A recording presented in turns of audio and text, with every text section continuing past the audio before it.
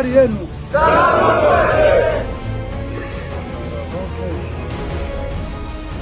Jeshi ambayo sio jeshi la ukabila.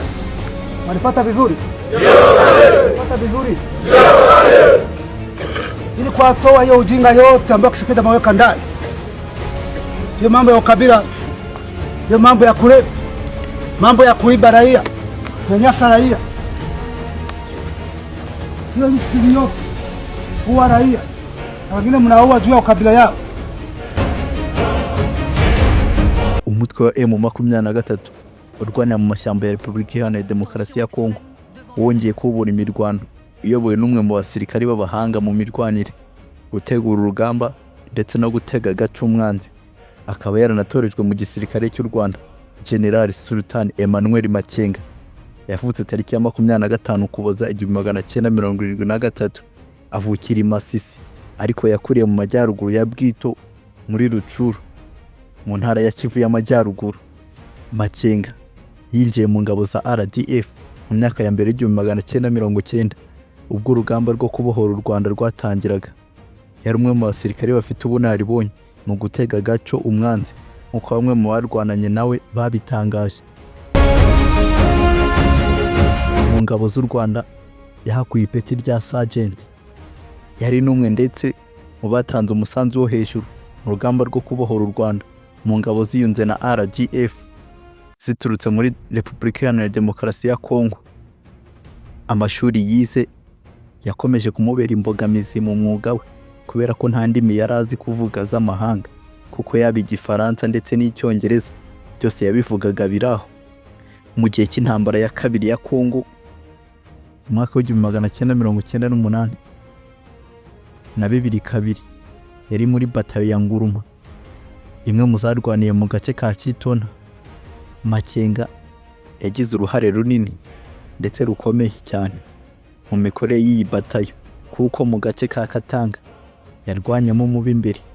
Nubwo yari umusirikare mwiza, ariko kandi ntago imyitwarire ye mu gisirikare yakunze kuba myiza nk'uko babiri mu barwananye nawe babitangaje, kuko mu mwaka w'1997 yagiye atabwa muri yombi inshuro nyinshi ndetse zitandukanye.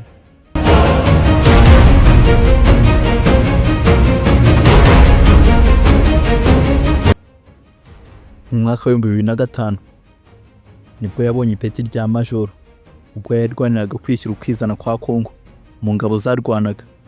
Makenga yari mu gace ka Rucuru ubwo Rurankunda yatangiraga kwegeranya ingabo zo kujya mu mutwe we ugamije kurengera abaturage ba CNDP.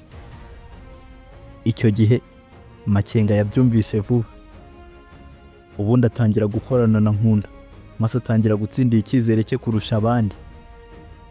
Mu mwaka wa 2007 CNDP ya Nkunda ndetse n'indi mitwe irwanira mu mashyamba ya Kongo yinjiye mu gisirikare cya Kongo FARDC. Makenga yahise agirwa umuyobozi wa batayo ya Bravo. Icyo gihe raporo y'umuryango w'abibumbye yagaragazaga ko Makenga yayoboye igitero cy'ubwicanyi bwabereye mu gace ka Buramba, ariko Nkunda we agakomeza guhakana ibyo bari kumushinja byose.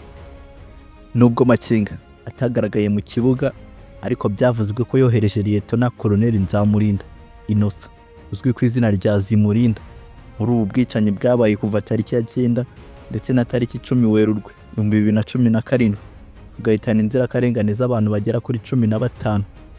Ubwo igisirikare cya FARDC ndetse n'abayiyunzeho imikoranire yari yanze kugenda neza, CNDP yongeye kwisubiranya kwayo, maze Makenga wari ugeze ku ipeti rya koloneli ahabwa kuyobora uyu mutwe mu gace ka Rucuru kari hafi n'umupaka wa Bunagana uhuza u Rwanda na Kongo n'igice cya parike y'igihugu ya Kongo ya Virunga.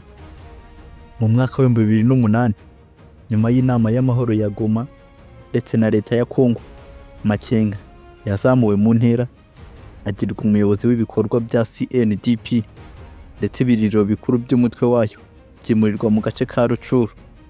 Ubwo Rurankunda yatabwaga muri yombi na leta y'u Rwanda mwaka wa 2009 binyuze mu masezerano y'ibanga yabaye hagati ya leta zombi, u Rwanda ndetse na Kongo. Makenga yatangiye kwiyegeranya ngarwanire Sebuja Rurankunda ariko bibi by'ubusa. Ntago byateye kabiri kuko Makenga yabaye umwe mu bayobozi bakuru 11 ba CNDP basinye ku masezerano y'imikoranire na guverinoma ya Kongo kuwa 16 Mutarama 2009 nyuma y'uko CNDP yongeye kwiyunga na FARDC. Makenga yagizwe umuyobozi mukuru mu kurwanya FDLR mu gace ka Masisi na Walikale mbere yo kujyanwa mu gace ka Kivu y'Amajyepfo aho yagizwe umuyobozi w'ibikorwa bya gisirikare muri aka gace.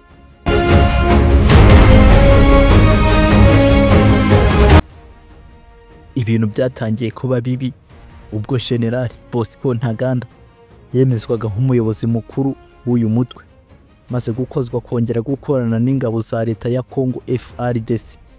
Ntiyabyumva, nibwo amakimbirane yaje noneho ubwabo n'ingabo zitangira gucikamo ibice ubwazo. Ntaganda wanashinjwaga ibyaha by'intambara n'urukiko rwa ICC yanashyiriweho impapuro zo kumuta muri yombi guhera mu 2006. Nawe n'umwe mu basirikari batojwe kandi banatorejwe mu gisirikare cy'u Rwanda imyaka itari mike. Gusa igihe kinini yakimaze arwanira muri Kongo mu karere ka Ituri. Hagati mu mwaka wa 2011 Ntaganda yaje gusura Makenga muri Bukavu ngo barebe uko bateza imbere ibikorwa byabo bya CNDP, nubwo basaga bombi nk'abagikorana na FARDC. Muri 2012 Gicurasi, Makenga ibyo yarimo byose yarabihagaritse yinjira mu mutwe wa M23, ahita anazamurwa ashyirwa ku ipeti rya generali.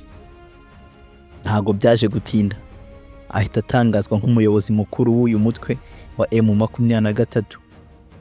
Umwe muri basoma mbike ba Ntaganda utaracana guhakana Makenga witwaga Bodwin Ngaruye nawe yahise azamurwa mu ntera agirwa generali, maze agirwa uwungirije Sultani Makenga mu kuyobora M23. Ibikorwa bya M23 byatangiye kuyogoza Kongo mu mwaka wa 2012 aho byatangiye kwigarurira Goma yose birayifata. Muri 2013 Gicurasi, M23 yakubiswe inshuro na FARDC, ndetse amakuru aravugwa cyane ko General Makenga yakomeretse by'indengakamere.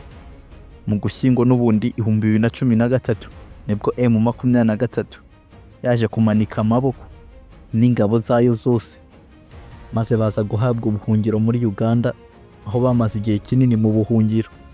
Muri 2017 Makenga wari waranigeze kuvuga ko yapfuye yaje kongera gusasa imigeri, ariko nabyo bibi by'ubusa.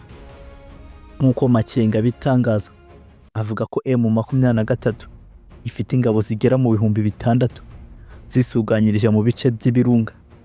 Anatangaza ko igihugu cya Kongo gikeneye impinduka ku kabi n'akeza, kurandurwamo ruswa, gucyura impunzi no kurindira umutekano abaturage kandi bose kimwe nta gutonesha. Ibibazo byose M23 na Makenga yihagarariye bagaragaza, bakaba bavuga ko batazigera na rimwe bahagarara bitarava mu nzira uko bimaze kuba uruhuri.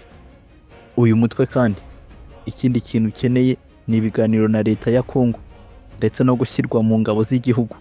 Ubu M23 ikaba yaramaze gufata uduce twinshi muri Kivu ya ruguru, tutibagiwe kandi n'umurwa mukuru w'iyi ntara Goma, kandi ikavuga ko itazigera na rimwe isubira inyuma. Igikomeye muri byo, igihe leta ya Kongo itaremera ibyo yisaba, ikaba izafata Kongo yose. Aha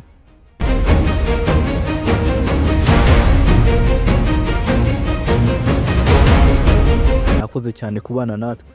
Yari Fabrice, umuhungu wanyu nk'ibisanzwe, kugeza akanagutegurira ubucukumbuzi nk'ubutasanga ahandi uretse hano kuri Mr ML TV. Uramutse ushaka ko hari ikindi kintu twazaguteguriraho, wadusanga muri comment. Bye bye.